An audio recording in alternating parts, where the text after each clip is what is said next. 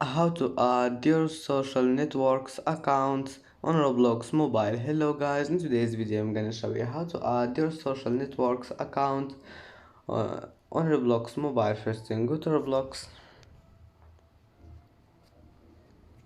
and now click this 3 points and click settings and then account info,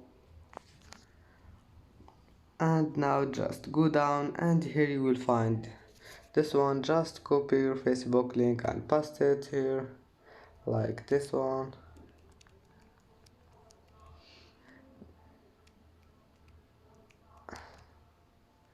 and save it,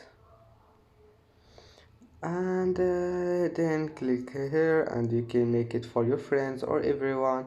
And that's it for today's video. If you like this video, please don't forget like, and see you in the next video.